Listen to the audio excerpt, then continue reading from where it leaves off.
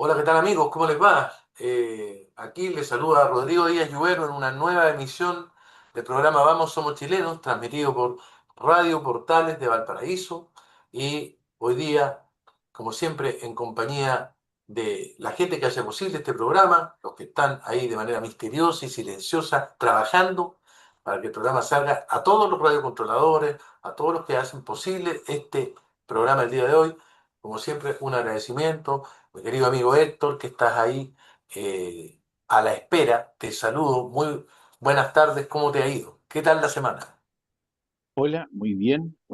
Muy contento de retomar un poco en el espacio de la radio, de verte, Rodrigo, también a quien está en los mandos técnicos, a Marco Leblanc, que desde las bellas ciudades Chillán, que está celebrando el natalicio O'Higgins como corresponde, me imagino, hasta altas horas de la madrugada, con los andares y avatares propios de la jornada, ¿o no, Marco? Se ríe Marco, no está en off, no Se quiere ríe, aparecer, ¿no? ¿ah? Sí, Por sí, supuesto. Es un sí, misterio, es un misterio. es un misterio. Bueno, cosas de la vida. Bueno, ¿y qué tal las novedades, las noticias de la semana, Héctor? Parece que los temas de seguridad están dando vuelta de una o de otra manera, una reforma que el gobierno pretende hacer a la Carta Constitucional, siempre en el ánimo de crear el marco para poder hacer pasable las restricciones de ciertas garantías fundamentales, todo, todo en el afán de devolverle la cierta seguridad a, digamos, si no a todo Chile, pero por lo menos a localidades importantes, a extensiones importantes de nuestro territorio nacional, que vuelva la seguridad y pareciera que en principio,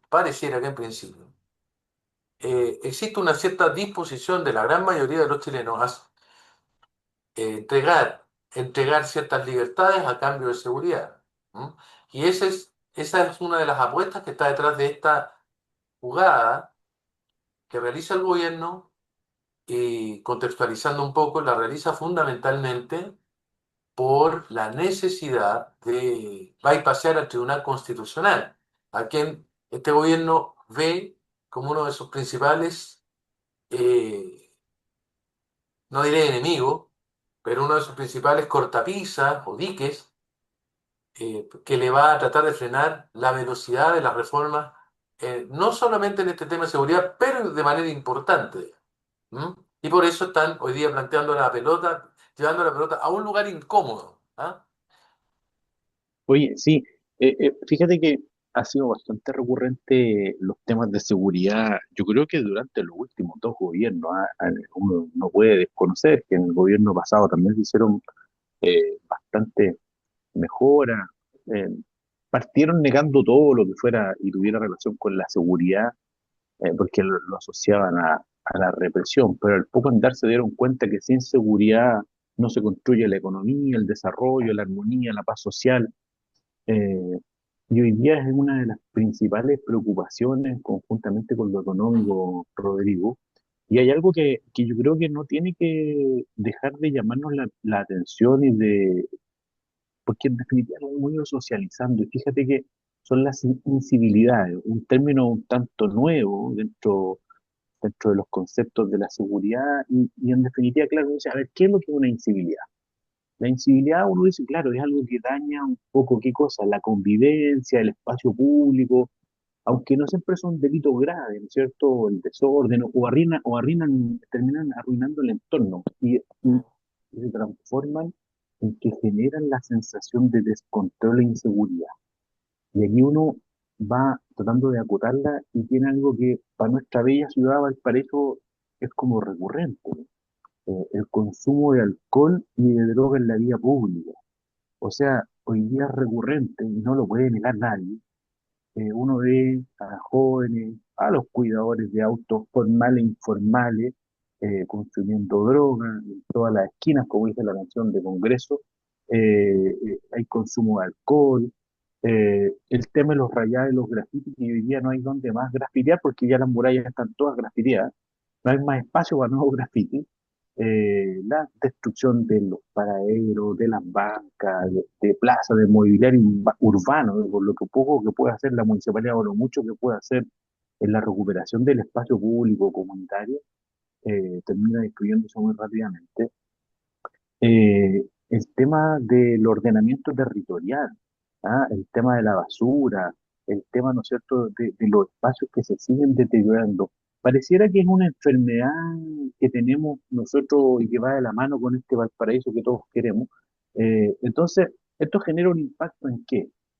En el deterioro del espacio y de la ciudad, en que nos genera inseguridad y que bueno, ¿cuál sería la solución para esto? Yo conversaba hace un par de días con un muchacho ahí del decano porteño, del Mercurio, y yo decía que en definitiva es muy barato cometer estas incivilidades, porque que lo sorprendan a uno fumando un cigarrillo de marihuana, hoy día que nos llama más la atención un poco de cera de la cannabis o clorhidrato de cocaína ya pasta base solo en algunos sectores, pero también con la cerveza en lata de medio litro, con la botella de litro, en las calles nos genera inseguridad. Yo me imagino las señoras, las jóvenes que tienen que transitar por ahí y de repente escuchar los improperios, los olores y se le ocurre hacer de todo en la calle a esta gente. eh, Sale muy barato, pues. Entonces hay que tratar de elevar las penas para que esto sea realmente una sanción ejemplificadora y tratar de inhibir la conducta. Pero nos demoramos mucho, Rodrigo, en estas cosas y yo no estoy descubriendo la pólvora con esta cuestión, pero digo, bueno, pero ¿quién toma carta en el asunto? Mm. Porque es algo, mira, es algo pequeño, pero súper significativo. Es tan significativo como la inseguridad que genera el crimen organizado. Yo lo pongo a ese mismo nivel, porque esto otro del crimen organizado usan violencia, armas de fuego y toda la cuestión y los tiroteos, los secuestros, pero resulta que hay gente y espacios que están secuestrados en nuestra ciudad, pues como la Avenida Brasil, como la Avenida Argentina, y para qué voy a hablar de los cerros porque no quiero estigmatizar.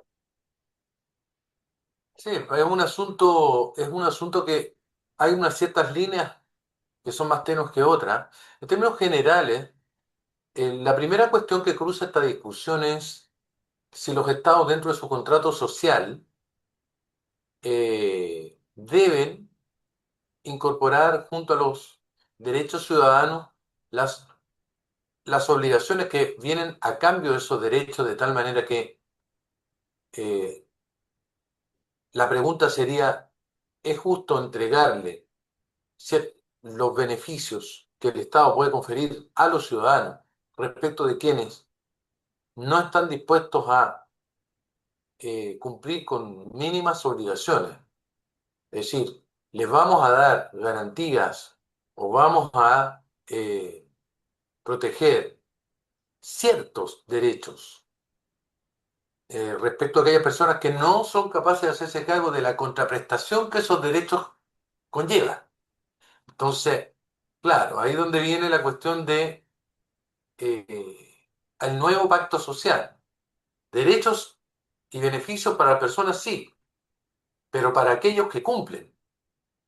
El que no cumple no cobra el beneficio. Esta es una medida que se ha estado aplicando en otros países. Yo creo que hay que mirarla como todas las cosas de la vida, digamos, hay que mirarla caso a caso, garantía, por decirlo así. ¿Ah?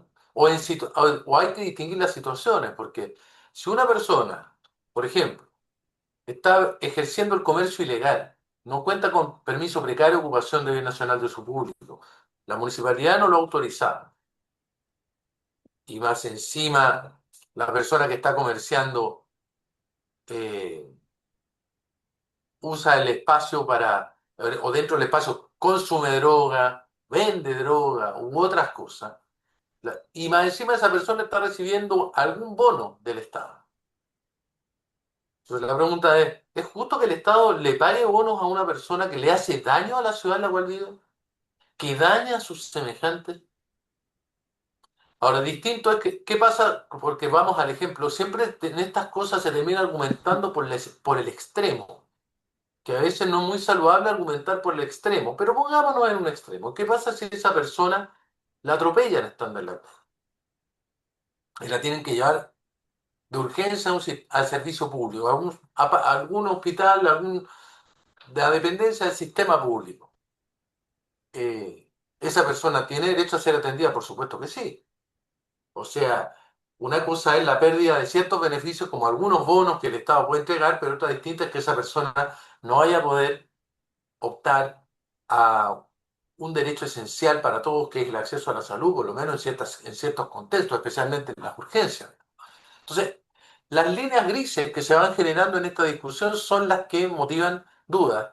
Y lo otro es, eh, en realidad, ¿es necesaria una reforma de la Constitución para el logro de ciertos fines? Pues yo te digo la verdad, hoy día tenemos leyes, tenemos la ley 20.000.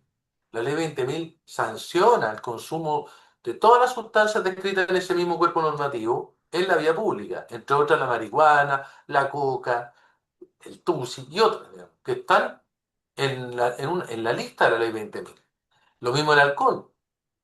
Y eso se sanciona fundamentalmente con multas o con trabajos comunitarios. ¿Mm? Entonces, es necesario la reforma constitucional, tal vez para el tema de lo que es la limitación de los beneficios. Yo creo que lo más importante es una buena conversación dentro del Congreso. Ahora, claro, yo le recojo un punto al gobierno, le recojo el punto de lo que es el Tribunal Constitucional. Que dicho sea, yo creo que el Tribunal Constitucional en Chile se desnaturalizó, no ahora, desde hace rato, y debe terminarse. Es una tercera cámara, es un distorsionador de la voluntad popular, eh, que hace rato perdió su carácter técnico, hace mucho rato, y sus fallos, sobre todo en ciertas materias que pueden ser más emblemáticas que otras, están absolutamente teñidos, según sea el color que predomina en el interior del famoso Tribunal Constitucional. Porque cuando venga la nueva renovación, si es que todavía este gobierno alcanza a la designación de los nuevos ministros, entonces el color del Tribunal Constitucional va a cambiar 180 grados y el gobierno que venga, no importa el color que tenga, se la va a tener que dar con un tribunal que va a tener una cierta orientación. Esta es una institución que llegó a Chile proveniente de lo que era la Constitución alemana, de la República Federal de Alemania, donde el Tribunal Constitucional es concebido como un órgano eminentemente técnico, donde se procura que los integrantes sean gente de una amplísima trayectoria. En Chile hace rato eso se terminó, solo en el inicio del Tribunal Constitucional chileno, solo en el inicio de la experiencia constitucional de este tribunal, sí había un marcado carácter técnico, y hay que recordar que en la composición del mismo había constitucionalistas de nota. Yo no puedo entender por qué Humberto Nogueira no está en el Tribunal Constitucional hoy, o gente de ese perfil, cuando en el pasado sí lo hubo. Y en cambio hay ciertos nombres que me voy a reservar, que uno no puede entender simplemente qué diablos hacen ahí. Porque, por último, uno tiene que presumir que para estar en el Tribunal Constitucional tienes que ser un capo de verdad en el ámbito del derecho constitucional. Y ahí hay gente que no lo es. Es como si Bueno, pusieran hay a gente, Jaime Baza en el Tribunal Constitucional hoy día. Jaime Baza es un maestro chasquilla del derecho constitucional. No lo digo yo. Lo pelan mucho los constitucionalistas de peso que tenemos, por lo menos en la región. Los verdaderos constitucionalistas en privado lo pelan mucho. Él debería saberlo, yo creo que él lo sabe. Imagínense a Jaime Baza lo pusieron en el Tribunal Constitucional. Bueno, hay gente que está en ese nivel hoy día en el TC. Y menos. o que Entonces, son laboralistas. sí, por eso. Entonces, no tiene, esto no tiene, ya no, ya perdió su sentido. Y por esas son las razones que uno podría entender que el gobierno de Kast, previendo lo que va a ser el bloqueo importante de esta reforma en el TC, la quiere saltar mediante una reforma constitucional. Pero ¿cuál es el problema de eso? Se está abriendo una puerta, por Héctor, porque supuestamente había un consenso tácito entre los actores políticos, dejemos la constitución en paz.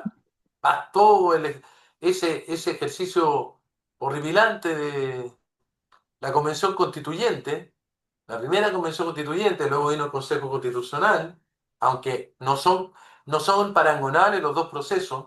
Yo creo que eso falta, la falta del debate público, ¿ah? No hay, no se nunca se ha mirado, perdóname que pase este dato, pero nunca se ha hecho un esfuerzo honesto, sincero, de analizar en su mérito la convención constituyente, esa refundacional, esa de la tía Pikachu, esa de todas las cosas que vivimos, que supimos de la plurinacionalidad, las identidades, que quería eliminar una de las cámaras en Chile, que quería prácticamente hacernos de nuevo. Comparar eso con lo que fue el Consejo Constitucional realmente es de mala fe. Pero dicho eso, se suponía que después de todo lo vivido, se cerraba la puerta. Entonces ahora, al promover esta reforma, de alguna manera se puede alentar la posibilidad de que otros sectores políticos en un futuro inmediato también quieran hacer su propia reforma constitucional y volvamos a reabrir este tema, que en realidad es peligroso, es una deriva compleja. De ahí que el Partido Nacional Libertario está alegando la necesidad de, y creo que habían presentado un proyecto para recuperar, eh, re- a ver, volver a colocar, perdón, los mismos quórum que había para reforma constitucional antes de que se modificaran, precisamente en la época de este Chile que quería hacerlo saltar todo por las nubes. Una de cuyas primeras medidas de ese tiempo, de la oposición a Sebastián Piñera, fue hacer saltar por los aires los quórums de reforma y rebajarlos prácticamente a quórum parecido a los de una ley ordinaria. Entonces, hoy día, con mayorías circunstanciales, es perfectamente posible cambiar la Constitución, claro que lo es, por lo menos desde el punto de vista numérico. Hay mucha división en este minuto dentro del bloque oficialista, si es que se puede hablar de un bloque oficialista, así que la cuestión está en veremos. Eh, sí, eso. Ahora, respecto de las incivilidades, bueno, me gustaría que nos quedáramos por un instante en una de estas incivilidades que tú mencionabas a propósito de lo que fue la Operación Ámsterdam. ¿Ah? Esta operación fue termina desbaratando una red de tráfico de marihuana que habría utilizado como fachada los dispensarios de en este caso, del Servicio Nacional de Prevención y Rehabilitación. ¿Ah? Dispensarios que tienen que ver, perdón, que tienen que ver con la distribución de medicamentos para eh, dentro de lo que es el nivel público, para los hospitales, para las clínicas. Bueno, existe un dispensario y aparentemente se habría estado utilizando esto bajo el pretexto de que estábamos en presencia de marihuana para consumo personal, o perdón, no para consumo personal, para tratamiento médico. Marihuana para Terapéutico. tratamiento médico. ¿M?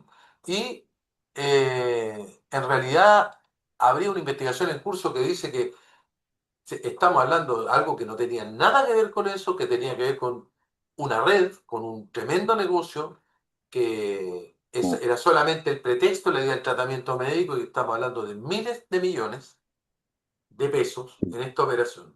Entonces, Sí, esto, es súper interesante la operación, Rodrigo, porque de repente nosotros los ciudadanos criticamos de repente el actuar del Ministerio Público, pero yo creo que aquí se la jugaron, hicieron un trabajo muy fino, muy detallado, porque son más de 24 meses y tal vez más el proceso investigativo, donde empiezan a juntar pruebas, evidencia, ¿no es cierto?, a obtener medios de prueba, a hacer seguimiento, levantamiento del secreto bancario, y en definitiva se dan cuenta de que gente inescrupulosa se termina aprovechando de alguna garantía o alguna dispensa que otorga algún reglamento especial para gente que está en un tratamiento médico y que se les faculta. Por lo tanto, esto digo, es casi como un club social, porque tú te inscribías online, pagabas una membresía y eras parte de una cuestión media societaria, no sé, costaba 10 o 20 mil pesos, y además tenías que llenar un formulario y responder unas preguntas y te llegaba la receta y con eso estabas inscrito y Mm. podías ir a retirar de India. Era un negocio redondo porque además estos gallos empezaron casi a checar franquicias por 50 millones de pesos. Entonces, para instalarse en algunas regiones. Y fíjate tú que además el cultivo que declaraban allá en Talca, donde, por Dios que pasan cosas en Talca, eh, eh, en vez de cultivar parte de la cannabis sin el THC, que en definitiva es la droga o el componente que termina volándote, como dicen, eh, declaraban una cosa distinta. El mérito es que aquí, claro, atacaron a la cúpula, atacaron a los cabecillas, ¿no es cierto?, a la gestión estratégica de esta organización criminal, porque esto es una organización criminal, ¿no es cierto?, están concertados para cometer este tipo de delitos y este tipo de fraude. Y aquí hay varias aristas más, porque está el tema de salud, el tema de la tributación, el tema del enriquecimiento ilícito, ¿no es cierto? Bueno, un sinnúmero de cosas más que yo creo que van a ir saliendo a la luz, eh, porque aquí te dispensan drogas, pero si esto hubiese ocurrido en una población, con los menores no están traficando nomás, pues, o sea, tiene hasta títulos No, distintos claro. en interpretaciones. Entonces, lo que yo creo que es muy meritorio y destacable, me gustó, me pone alegre porque esté trabajándose de esa manera tan profesional para este tipo de casos, que deben haber otros muy similares, Rodrigo, con algunas otras cosas, con otro tipo de medicamentos también, ¿ah? Con algún Sí, tipo de estos jarabes que ocupan hoy día o con otros precursores químicos, porque el tema de la droga es tan grande que en definitiva, claro, cuando uno empieza a ver que empieza a transportar ácido sulfúrico, bueno, para algo es, po, o mucha acetona, claro. algo están cocinando, como decía alguien, por ahí, ¿no es Sí, cierto?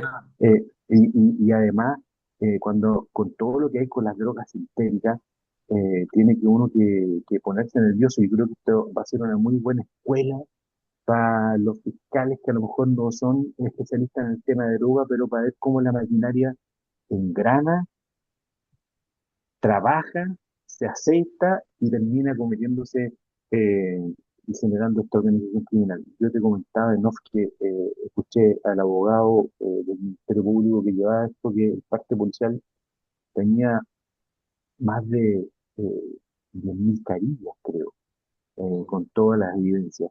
Eh, y ojalá sigan trabajando en esto. sí, nos queda poco tiempo, pero sí, ahí lo vamos a seguir comentando en la segunda parte del programa, pero desde ya, la cifra que da Senda dice que no había un aumento desde el 2024. Lo que pasa es que lo que Senda oculta es que la cifra ya del 2024 es una cifra escandalosa. Es una cifra escandalosa. Sobre todo el consumo de marihuana, para quedarnos solo en esa sustancia en población adolescente. Lo hemos mencionado en otras ocasiones acá. Y ahí hay un tema también con el problema de la salud mental, tanto en lo que es consumo de alcohol como lo que es consumo de marihuana y de otras sustancias. Hay un tema en la salud mental de Chile y que lamentablemente sigue siendo el pariente pobre de nuestro sistema de salud. Y ahí hay un tema. Pero esto de lo que ocurrió en la Operación Ámsterdam es el resultado directo de una operación de normalización donde intervienen desde parlamentarios, jueces, yo lo debo decir, jueces que no han normalizado a lo largo del tiempo el tema del consumo de drogas en general. Y ya que y vamos distinguiendo unas de otras, pero lo han normalizado. Entonces, claro, después aparece este dispensario nacional embolsándose 8.000 millones de pesos, eh, diciendo, no, es para privados que tienen que tratarse los dolores con esto. Muy raro todo. Ya, bueno, seguimos en la segunda parte. Me están diciendo que quedan 2 minutos. Así que aprovechemos de dejar un rato la conversación y espérennos porque ya volvemos a la segunda parte del programa del día de hoy. Aquí en Vamos Somos Chilenos a seguir tratando algunos aspectos de la realidad. Y bien, ya estamos de regreso acá en Vamos Somos Chilenos el día de hoy, en un programa que transmite Radio Portales. Y aprovechando de recordar siempre que las opiniones vertidas en este programa no representan necesariamente el pensamiento de esta emisora. Así que, dicho eso, bueno, seguimos adelante con lo que veníamos hablando en el bloque anterior. Estamos hablando de, en general, temas de seguridad, la reforma que propone el gobierno a la Constitución para poder apoyar las medidas que quiere hacer en el ámbito de la restricción de ciertas libertades, la creación de un nuevo estado de excepción constitucional, una especie de híbrido, y además, por supuesto, la posibilidad de restringir beneficios, incluso algunos derechos, cuando no se cumple la contraprestación que el Estado exige a todo ciudadano, que es una cierta conducta cívica y no incivil dentro de los lugares donde vive. Eh, Algo que ha sido interpretado por algunos, por ejemplo, ahí estaba leyendo una pequeña reseña que le hacen a Alberto Mayol como un giro autoritario, ¿no? Pero es problemática esa denominación, ¿no?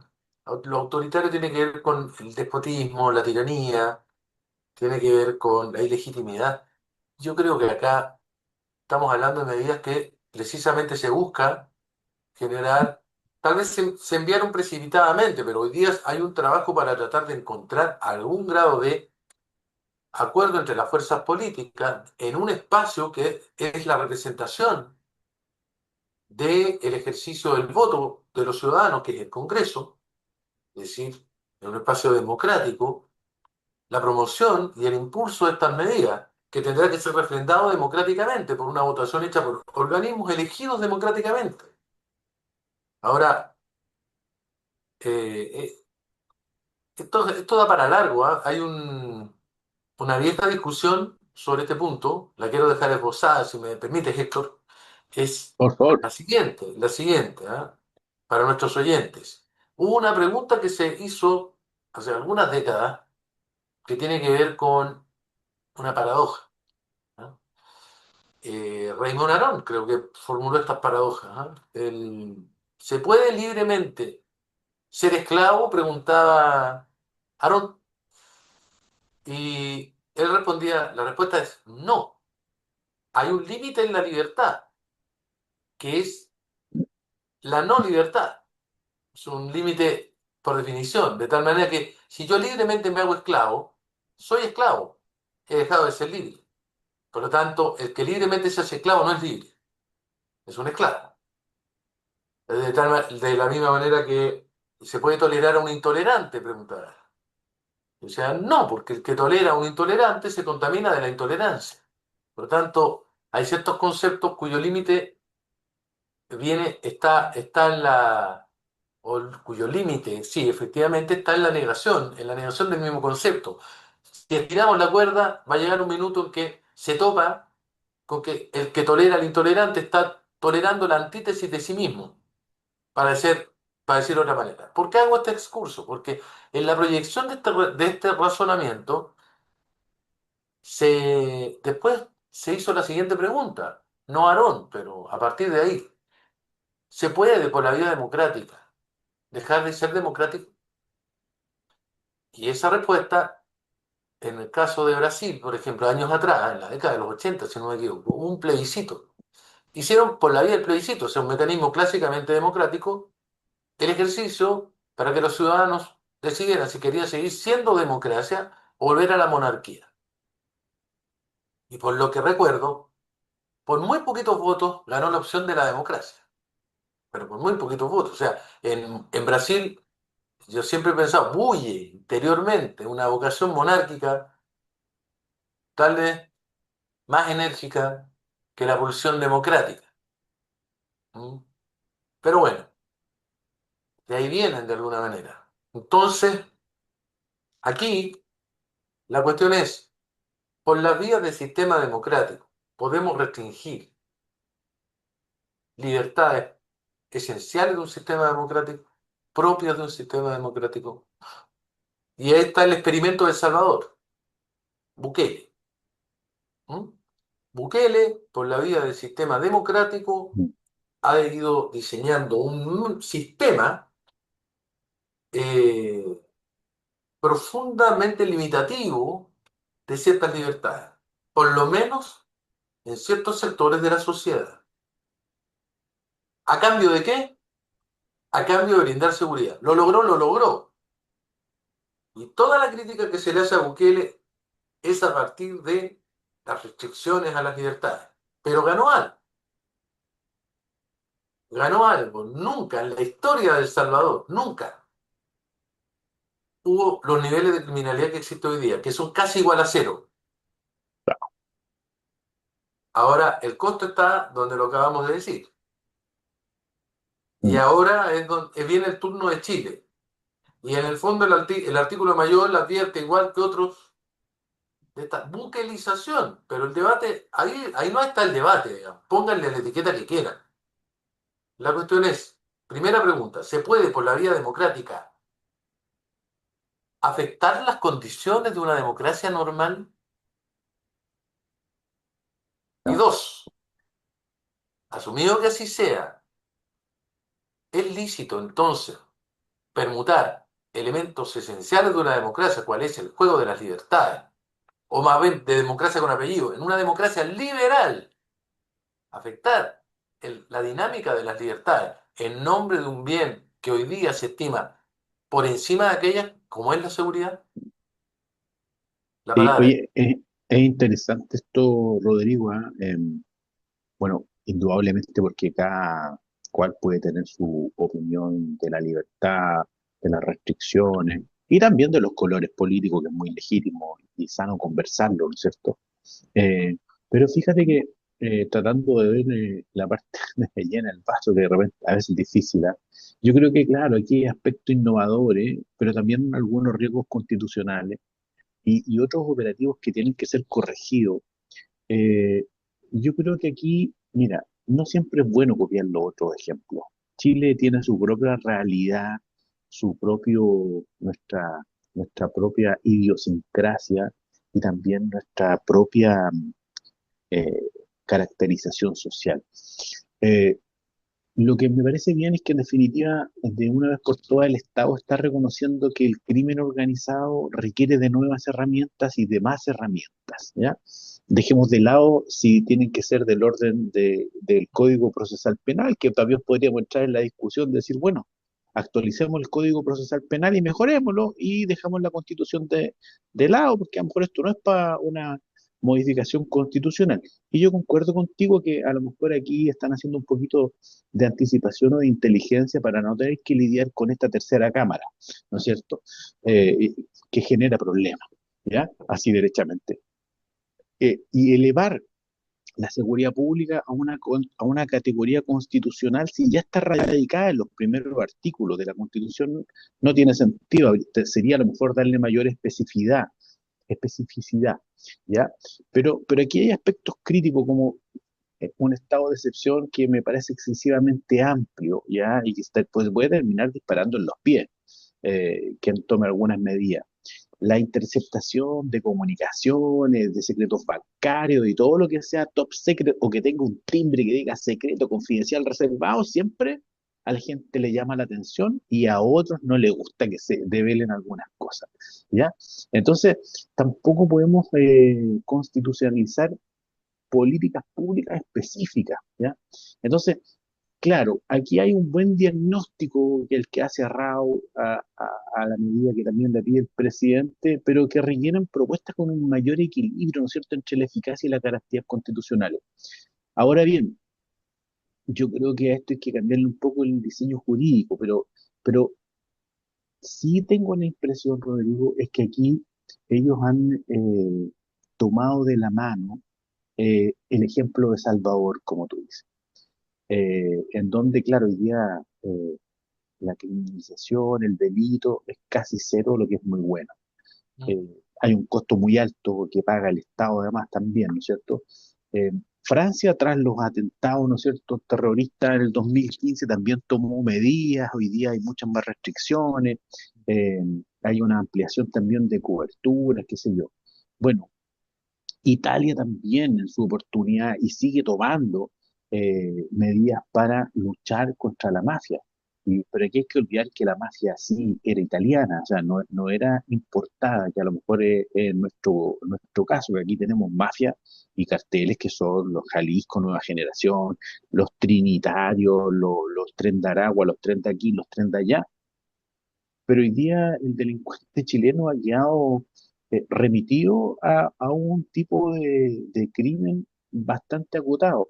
O sea, hoy día el crimen organizado es transnacional, ¿no es cierto? También están imitando un poco lo que pasó con Colombia, el narcotráfico y terrorismo, la FARC, el Ejército de Liberación Nacional. En definitiva, están tratando de hacer un poco de inteligencia criminal, fortalecimiento institucional, inversión social, a lo mejor en territorios críticos, pero saquémonos la careta, si también están resguardándose por lo que puede venir, pues si más de alguien ha hablado de no, que aquí se puede venir un nuevo estallido social y tienen que tener herramientas claras y precisas para contener lo que pueda. Yo digo, ¿saben qué? Ya, concedo, pero no copiemos los ejemplos del resto, tengámoslos como un parámetro, saquemos nuestra propia realidad, si tenemos que ser capaces nosotros de construir nuestros propios ejemplos, nuestro propio proceder, si no es necesario mirar para allá, ni tampoco esta parafernalia del traslado de los reos, que no es parafernalia, es lo que otros países hacen, que a nosotros nos llama la atención porque no lo habíamos hecho, en Estados Unidos, las películas, bueno, es una cápsula porque va en definitiva aéreo, terrestre y en algunos casos hasta marítimo. Y hay GPS y hay cámaras en el interior de los buses porque son de alta peligrosidad. Oye, si es irrisorio, Rodrigo, y para quienes nos escuchan, estamos hablando de gente que ha cometido crimen y tienen hasta estas visitas conyugales, pues que están sancionados por el Estado de Chile, que lo constituimos todos nosotros, porque han vulnerado todo pacto y no pueden estar de vacaciones, o en definitiva lo único que falta es que tengan la oficina de gerencia del Tren de Aragua en Santiago 1, con teléfono satelital, wifi de 1000 megas, para que operen seguramente, va encima resguardado por un edificio del Estado y custodiado por funcionarios pagados por el Estado. Corten la chacota, si esto no es un circo. Las cosas son como son nomás. Sí, totalmente de acuerdo, Héctor, totalmente de acuerdo en eso. ¿Ah? Esa institución conocida como el Venusterio. ¿Ah? Ahí es donde llegan la- las señoritas a las cárceles. ¿Mm? Y es. Señoritas o señoras, llegan a las cárceles, sí, a los venusterios, sí es. Ahí a plena vista de mucha gente. Eh, claro, este es un tema que yo también me cuestiono a veces desde el punto de vista más general. Nosotros hablamos de la democracia liberal, en realidad esa democracia liberal ha ido de la mano de exacerbar solamente al individuo, al individuo, al individuo, y ahora la democracia liberal se pisa la cola porque en la exigencia de la seguridad, bueno, yo he escuchado, se han vuelto, es verdad, la exigencia de la seguridad es iliberal por antonomasia, porque exige Estado, más presencia estatal, mucha más presencia estatal, y más controles, Mm. y más atribuciones, y se va creando un monstruo, y entonces empiezan a sonar las alarmas de la democracia liberal, pero yo digo a los demócratas liberales, ¿y de qué sirve su democracia liberal? ¿Qué ha entregado la democracia liberal? Eh, Empujar a las personas a, a una realidad cada vez más fracturada, más fragmentada, sin lugar a dudas. Porque para un Espera, liberal, ¿ah?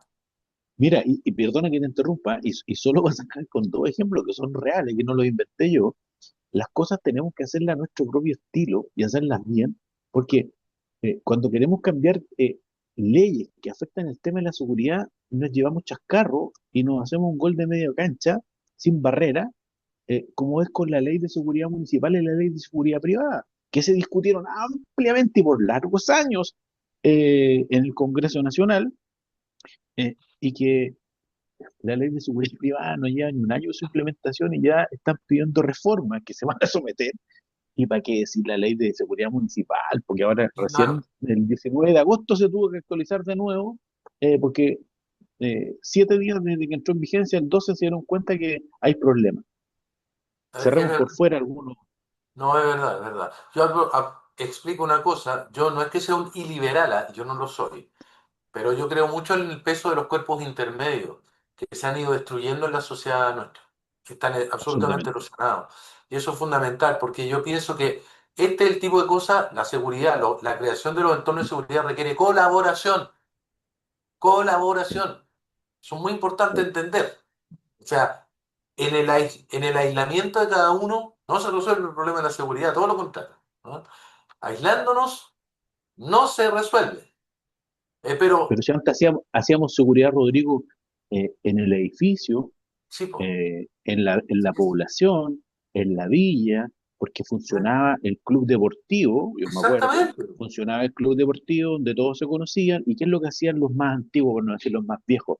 Oye, yo me acuerdo de una cuestión porque acompañaba a mi papá, la primera infantil, segunda infantil, tercera infantil, sub 40, qué sé yo, y se preocupaban de que los niños de la población, del barrio, se inscribieran en el club deportivo, que algunos un poco más recursos tenían otra rama, aparte de la del fútbol, qué sé yo, anda a saber tú, de esgrima, voleibol, handball, eh, y estaban estas sociedades también extranjeras que estaban arraigadas en algunas comunidades que invertían sus lucas, bueno, el estadio español, el estadio croata, qué sé yo, y que encaminaban a los niños a un entrenamiento semanal y el día sábado domingo a jugar un partido y después la leche, qué sé yo, y compartían unos hot dogs.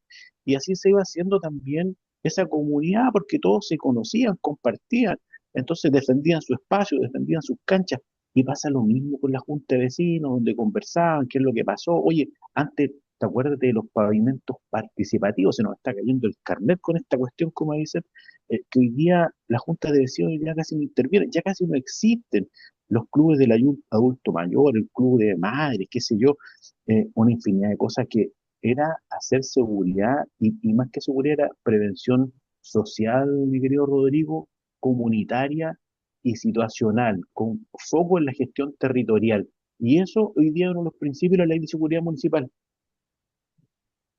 Tal cual, oye, yo estoy otra vez, suscribo absolutamente lo dicho. Yo creo que ahí se está tocando un tema que es central, es un tema crucial, ¿ah?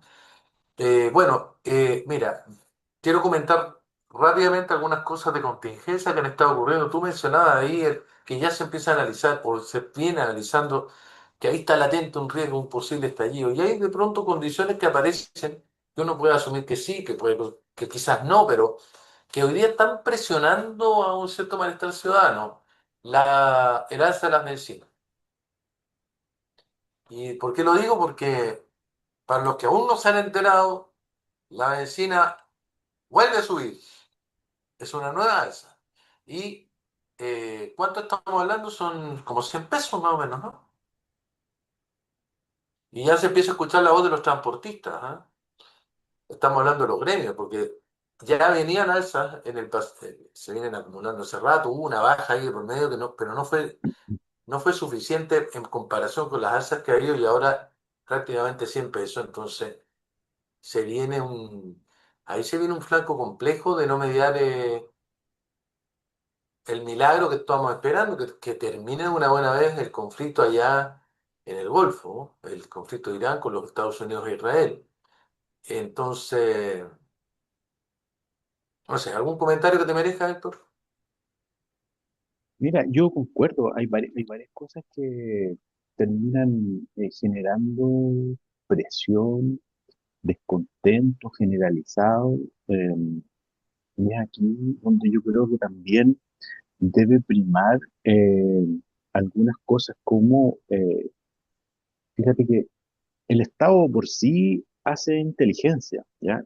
La gente cuando uno habla de inteligencia siempre dice, lo asocia a lo mejor a lo que pasó hace 35 o 40 años atrás en Chile, pero hoy día hay inteligencia social, hay inteligencia criminal, estatal, inteligencia internacional, ¿no es cierto? Y es aquí donde sí pueden aprender de lo que ha ocurrido y aquí deben que generar y proyectar escenarios de lo que está ocurriendo. ¿no es cierto? O sea, si venimos con un alza sostenida, si cuando para algunos economistas muy ilustrados y con muchos pergaminos dicen que estamos no es recesión, sino que es déficit fiscal, no me acuerdo cómo es la palabra, que cuando son 2 meses consecutivos con cero o uno de crecimiento tiene un nombre.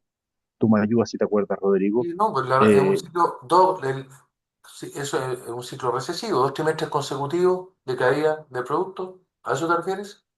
claro, exactamente. Entonces, el ministro no puede decir, no, si, oiga, pero ¿de qué color es lo que está frente a usted? Si es blanco. No, no, si no es blanco, es negro. Entonces, tampoco se puede hacer el loco. Yo, fíjate que creo que aquí van a pasar más de algunas cosas. Yo creo que la gente también va a expresar un poco su preocupación y en Chile lo expresamos como saliendo a las calles. Entonces hay que tener cuidado con eso. Es necesario, es necesario que aquí se hagan algunos ajustes ministeriales, no con la chambonada que le pasó al pobre Juan Pablo Rodríguez, pero sí que van algunos con la dirección estratégica de algunos ministerios y uno tiene que hacer la bajada inmediatamente a las delegaciones, porque tampoco hay liderazgo en las delegaciones que tenemos hoy día, tampoco hay liderazgo ni agenda pública concreta en alguna seremía. Entonces, no hay que olvidarse de eso. No basta con que aparezcan en el diario o en algún medio electrónico, sino que tienen que estar donde se le mandata. Así es. Bueno, en el poco tiempo que nos queda, hay algunos asuntos que están ocurriendo, hay que mencionarlos brevemente. Uno es, se mantienen las alertas sismológicas, a todo el mundo así, con los pelos de punta, siempre los escenarios de seguridad, también hay que considerar eso, lo que son los planes de gestión del riesgo. No sé si tenemos planes, no sé si tenemos capacidad de anticiparnos, Héctor. Sabemos que en Chile siempre ha temblado y va a venir.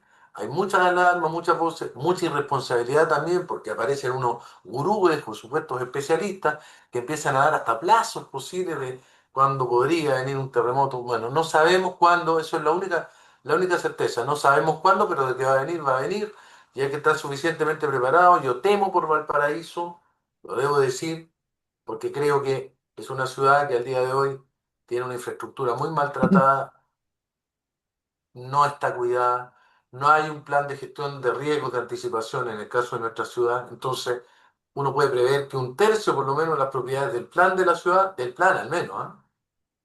Yo creo que se va a venir abajo, si viene un terremoto importante. Lamentablemente, vayan a darse una vuelta ahí por calle Clave, vayan a darse una vuelta ahí por Cochrane, por la misma avenida Pedro Montt, donde hay casas que están, permítame la expresión, una bella expresión de castellano antiguo, en tenguerengue, están así, que se vienen guardabajo en cualquier minuto, veo. Entonces, ese es un tema que está dando vuelta. Otro tema, hay una licitación por unas luminarias, Contraloría puso el freno en Valparaíso, y parece que este proceso se va a seguir extendiendo. Hay más de 5.000 millones, están comprometidos, no sabemos qué va a ocurrir con esto y puede terminar en otro bochón y en una pérdida de dinero y de oportunidad para la ciudad de Valparaíso. Héctor, te dejo la palabra por si deseas hablar de este o de otro tema en el tiempo que nos va quedando. No, mira, yo concuerdo con lo que tú dices. Yo creo que hay que tener ojo. Yo dejo planteado una interrogante eh, para la ciudadanía y quienes nos escuchan, si creen que estamos frente a una crisis de seguridad, una transformación del crimen o la ignorancia de las autoridades. Los tres, yo creo que son las tres. Ya te lo digo desde ya. O sea, creo que hay una transformación del fenómeno, sin lugar a dudas. Estamos en una crisis, pero las crisis siempre implican eso, porque las crisis son Son una bonita temporales. idea donde lo que ha de morir aún no muere y lo que ha de nacer aún no nace. ¿Ah? Es una bonita idea para expresar la crisis. Otro decía destrucción creadora, le decía otro. Y otro le decía muerte renovadora. Entonces, en esas tres visiones de la crisis se expresa un poco lo que tú dices, que son, por un lado, hay un cambio en el fenómeno, pero ese cambio en el fenómeno a su vez es el que explica también la insuficiencia de los medios tradicionales y la necesidad de empezar a dotarnos de estrategias nuevas. Y ahí es donde volvemos al tema de fondo, es decir, los métodos de estas democracias liberales que nosotros conocimos, ¿funcionan para estas nuevas realidades? difícil. Y perdón, una pregunta más dura todavía. La democracia como sistema eh, permite, permite resolver los nuevos desafíos de este siglo. ¿Tiene sentido, tiene cabida el sistema democrático frente a estas nuevas realidades? Es la pregunta. Y algunos, querido amigo, señalan que en el mundo de la inteligencia artificial, en el mundo del crimen transnacional, en el mundo donde desaparece el rol de los estados y donde la política se difumina, se evapora, porque el poder ya no está en los cargos que se eligen, el sistema democrático perdió sentido. Y hoy día tenemos que empezar a darnos otras formas de organización. Esos son los debates del siglo XXI. Estimados amigos, estimados oyentes, y no nos ruboricemos por ello. Yo creo en la democracia, para que nadie se pierda. Soy hijo del siglo XX, creo en la democracia. Así fui educado. Pero efectivamente esta democracia hace rato que está dando palos de ciego. Y nos tenemos que ir, Héctor. Así es, nos despedimos, que estén muy bien. Estamos en contacto. Saludos a todos los que nos han escuchado o visto el día de hoy. Nos vemos en el próximo programa.